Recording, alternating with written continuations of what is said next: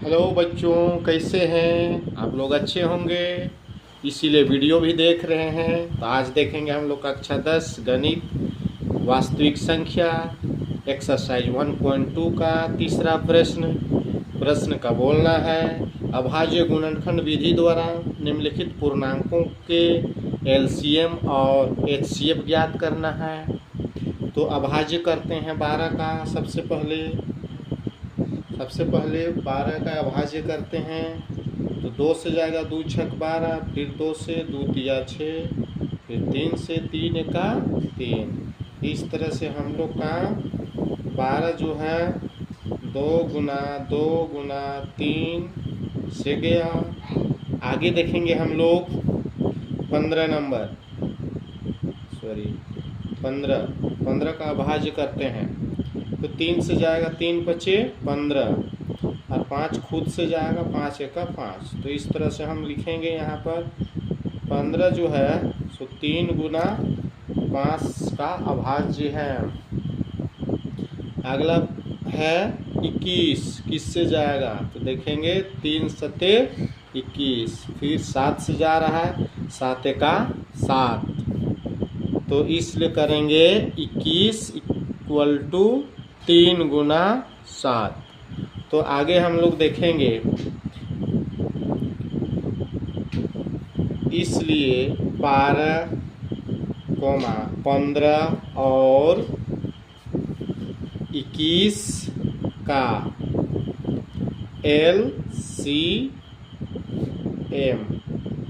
LCM निकालने के लिए यहाँ 3 संख्या दिया है। तो तीनों में जो संख्या उभयनिष्ठ है, कौन सा संख्या मिल रहा है तीनों में, और मिल रहा है उसका बड़ा घात को हम लोग लेंगे। तो कौन सा संख्या मिल रहा है? 3, 3 और 3। तो तीनों संख्या का में 3 का घात 1 मिल रहा है। इसमें भी 1 है, इसमें भी 1 है, इसमें भी 1 है। तो जो मिल रहा है उसी को लेंगे। तो आगे हम लोग देखते हैं 3 का घात 1 है तो 1 लेंगे, और जो नहीं मिल रहा है उस सभी अंक को गुना के रूप में लिखेंगे। तो नहीं मिलने वाला 2 का घात 2, उसके बाद 5 बचा, उसके बाद 7 है। तो इतना सा संख्या है हम लोग का।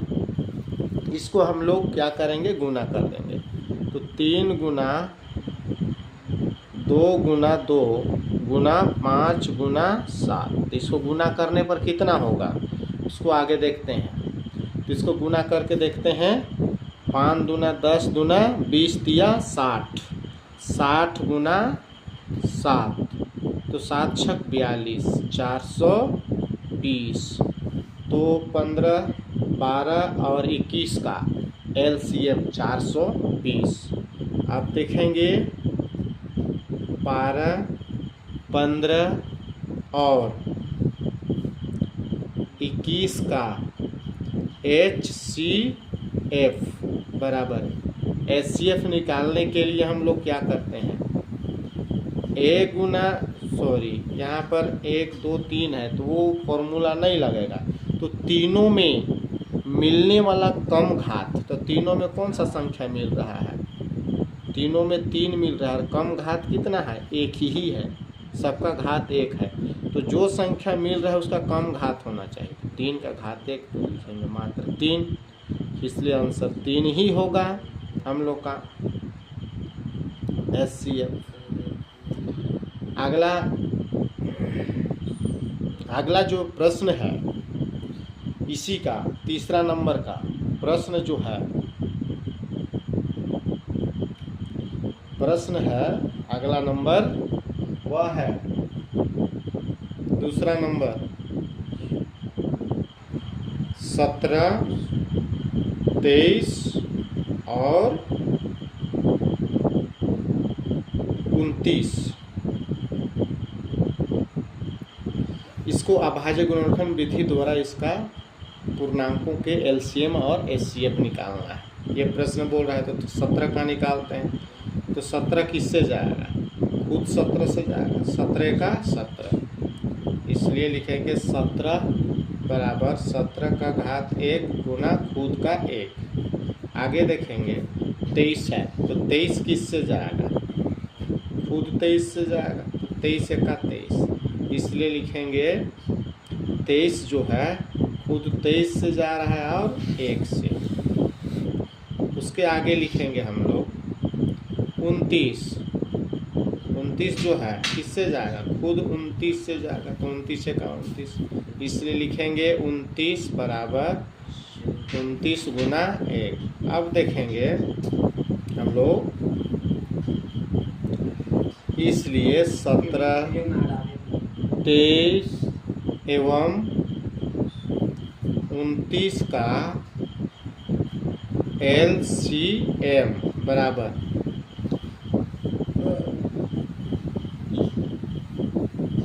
तीनों में मिलने वाला अधिकतम घात, तो तीनों में क्या मिल रहा है, एक, अधिकतम घात एक ही है इसलिए 1 लिखेंगे, और जो बचा हुआ सभी को लिखना है। तो 17 है, फिर 23 है, इसमें फिर 29 है, तो 17, 23 और 29 और 1 को गुना करके देखते हैं हम लोग। तो 17 गुना 23 करते हैं, 3 सते 21, 3 एका 3 और 2 5, 2 सते 14, 2 एका 2 और 1 3,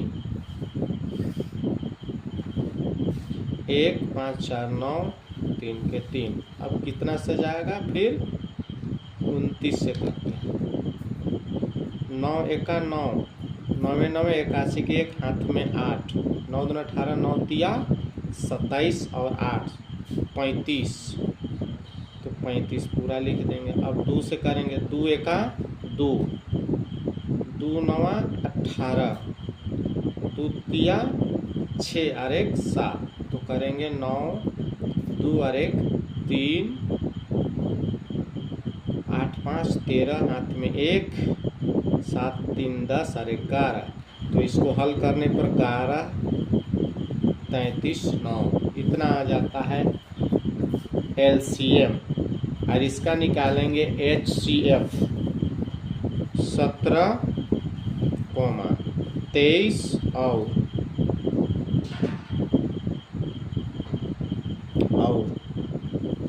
29 का